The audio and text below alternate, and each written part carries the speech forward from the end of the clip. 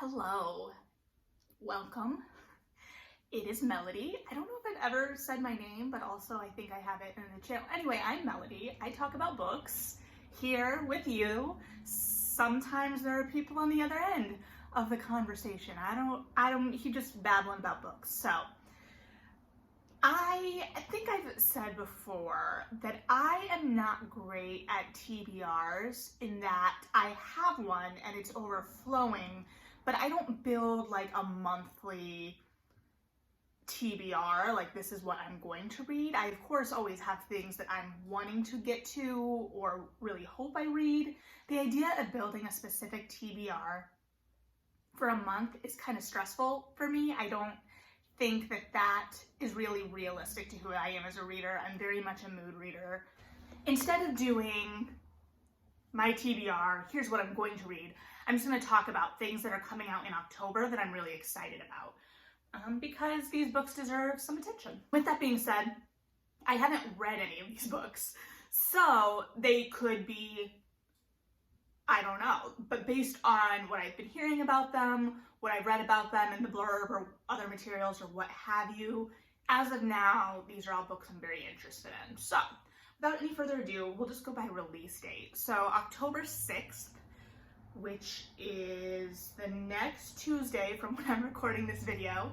We've got the last in the Heroes of Apollo series by Riordan. I am really shocked by how much... Okay, so I wasn't the target age for Riordan when he first started writing. I was just outside of it. As an adult, I've become a huge Riordan fan, both the books and, you know, just what he's doing with his imprint, and just him as a person seems like a delight, and we need some people that aren't letting us down right now. So I am very excited for this finale of this series. I know probably everyone is. I just recently read the last one that had come out. I was a little behind, and I was actually really surprised with where that went or didn't go.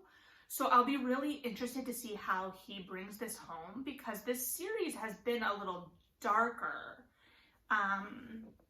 in terms of like what it's making us sit with, but it's also doing really smart things, and the character of Apollo is really interesting.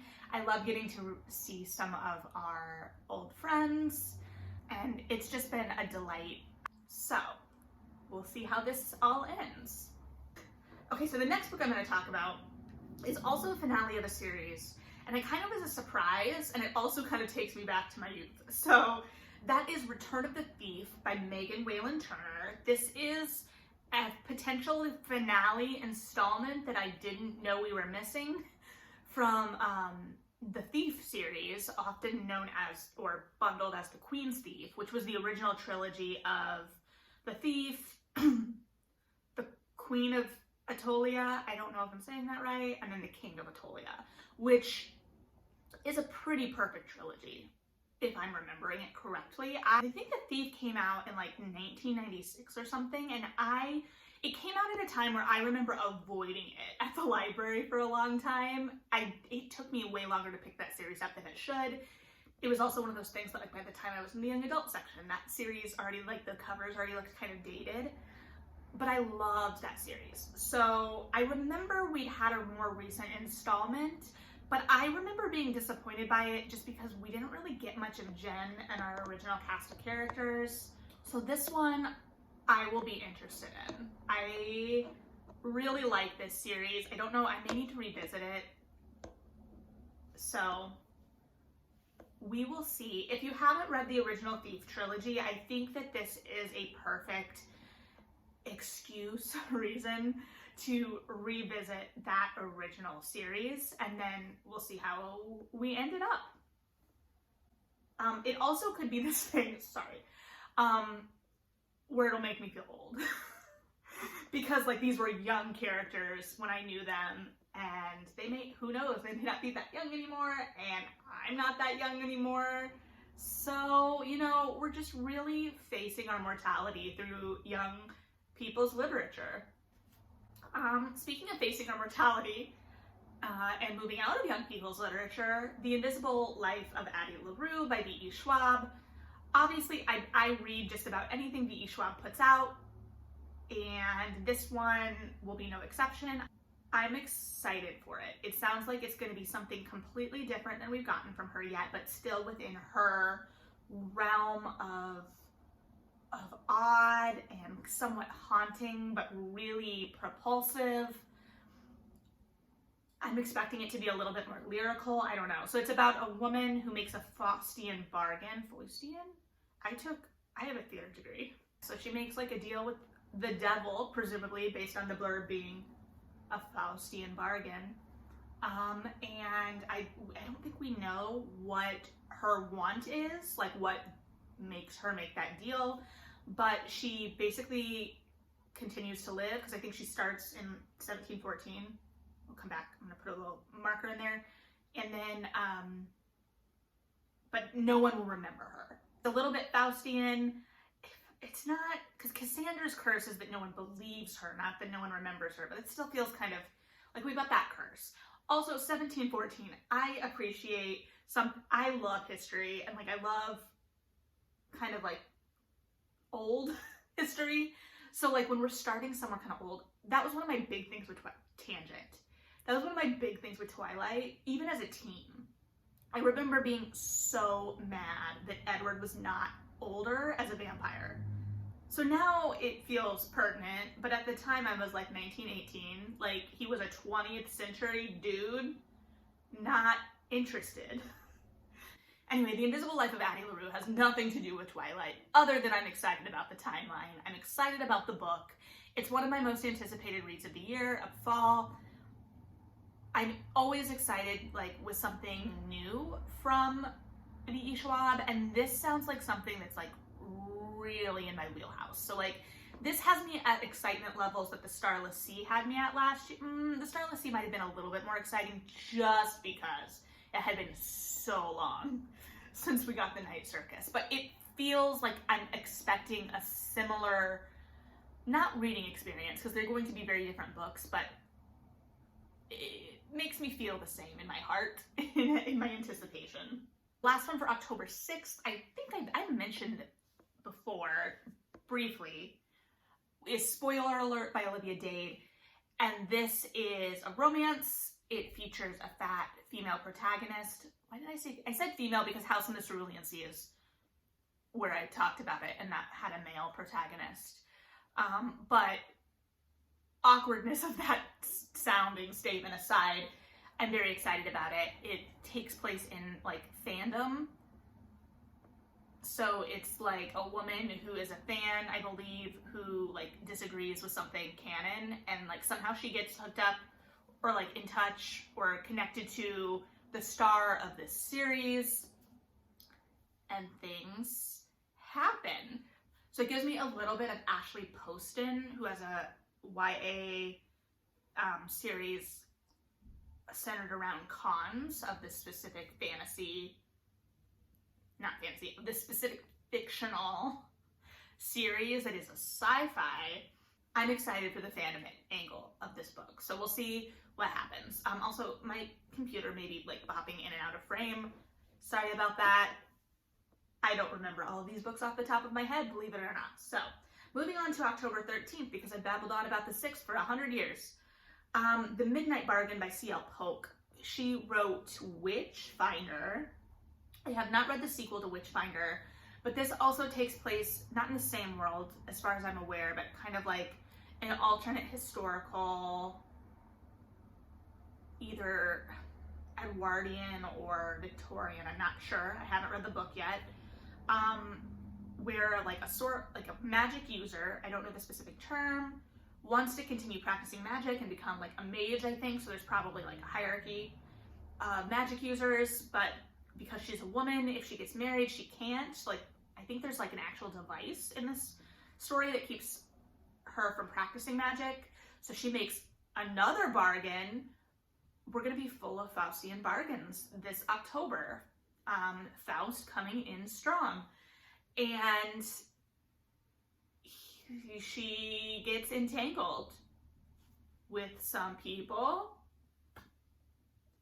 It sounds like there's some romance at play on top of the fantasy angle, and there's obviously some feminist, I'm not going to say undercurrents because it sounds like it's pretty right there on top. Daughters of Jubilation by Kerri Cothran.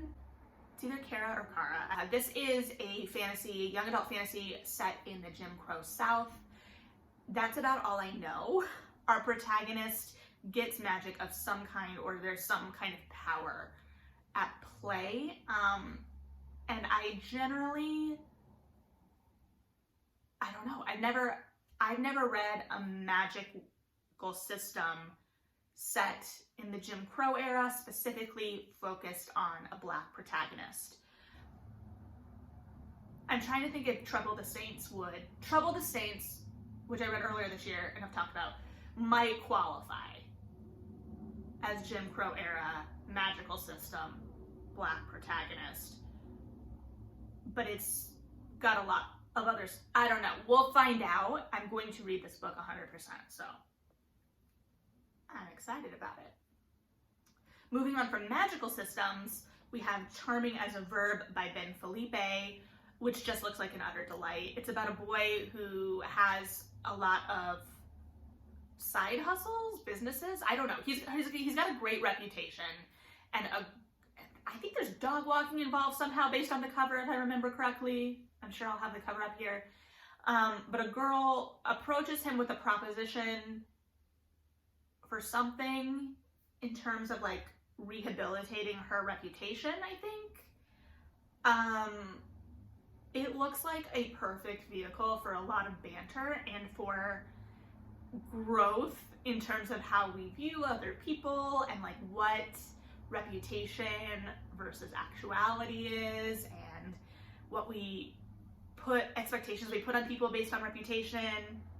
I'm like, I don't know. We'll see what it lives up to, but it looks utterly delightful, and I've heard nothing but good things. And I haven't had many, based on my own reading this year, I haven't read many YA rom-coms, and this one looks like one that will fill that void for me. The Once and Future Witches by Alix E. Harrow. I still haven't shamefully read 10,000 Doors of January. I'm kind of hoping to get to that over a vacation week, but I don't know. I can't make any promises because that's backlist now in my head, so I really want to read it. I have a digital copy that I will read, but I already have this one on hold at the library because the library put it up early and I could get on the hold list. And this is Witches during the suffragette era. So the reason I did a library hold rather than an auto pre-order is that the suffragette era right now, for me, I just don't know. I'm not interested in white women feminism right now. Basically, or feminism that isn't intersectional, and the suffragette era has its problems with race and how it treated women of color, specifically Black women, during that era. So while I'm appreciative of the movement, I'm also critical of the movement.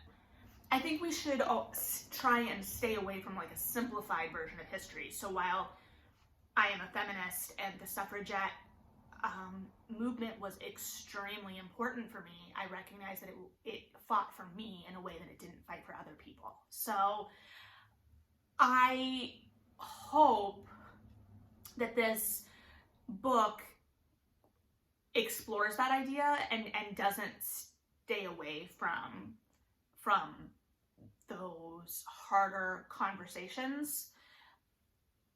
We will see. I've heard good things about this author, so I trust that there will be some real interrogation of that.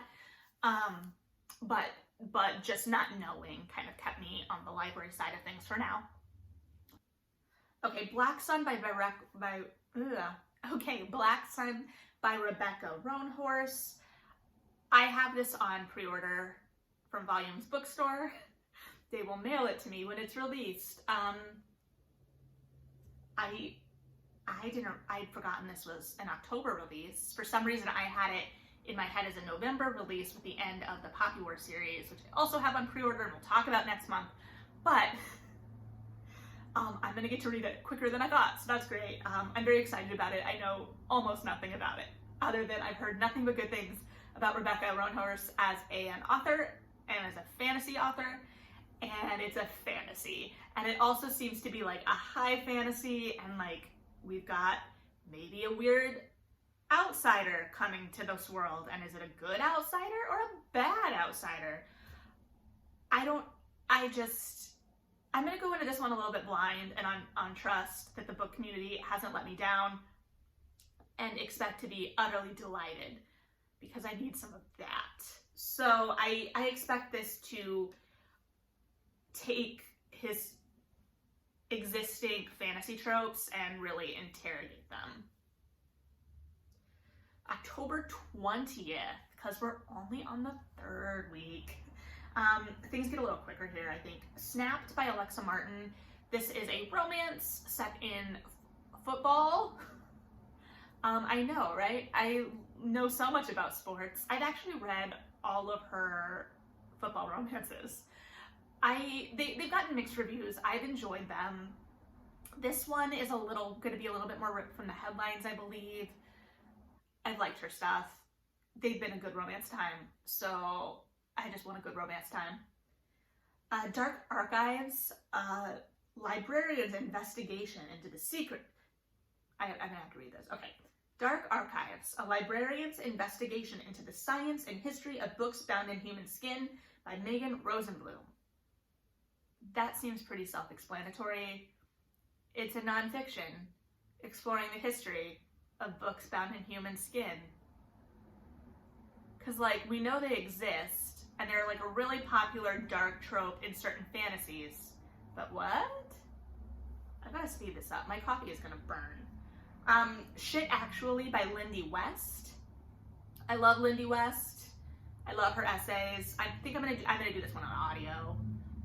It's Lindy West talking about movies, so I don't think I need to say anything more about that. She's hilarious. I want to hear her talk about anything, especially pop culture. Let's end up the month with October 27th, and also not trying to shortchange any of these books from my babbles, but Kingdom of the Wicked by Kerri Maniscalo. I believe I'm pronouncing that correctly. She wrote the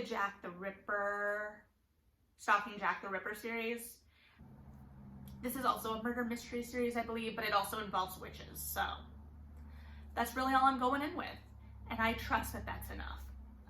Crazy Stupid Bromance by Lyssa K. Adams. This one seems to be a sports, so its trope is a sports romance, which I wasn't sure how she was going to do, because all of our leads so far have been on a baseball team together, or most of them.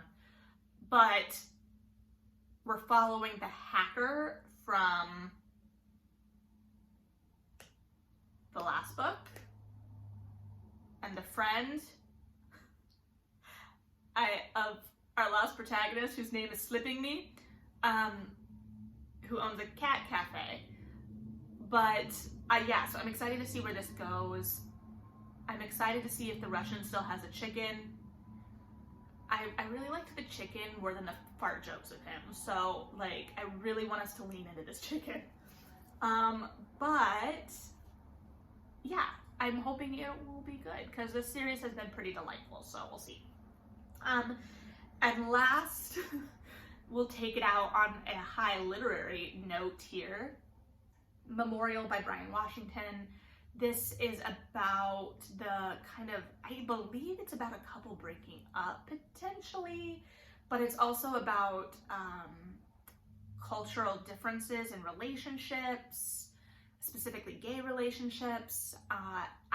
I don't really know a whole lot other than I really liked Lot won lots of awards on top of me really liking it. So I'm interested to see what he does next, and I will be reading this book. It's gotten a lot of really good buzz already. It's one of the literary releases of the fall, so we will see. My worried face is not for this book, but because I'm worried I've forgotten something, but I I don't know. So this is my like going into October on my radar list. I know there are other things that are coming out that I'll have missed and be like, gah, about, but sorry for this slightly more frantic energy this morning. Or maybe not. Maybe that's just where we live now. So hopefully I'll get to some of these books in an October wrap up so that we can talk about them. I will hopefully have a September wrap up soon. But other than that, what are the big books of October that you're excited for? And are any of these books on your list? If so, which ones? Let's just talk about books coming out this month that we want to read and we think other people should read. So have a good one, and yeah.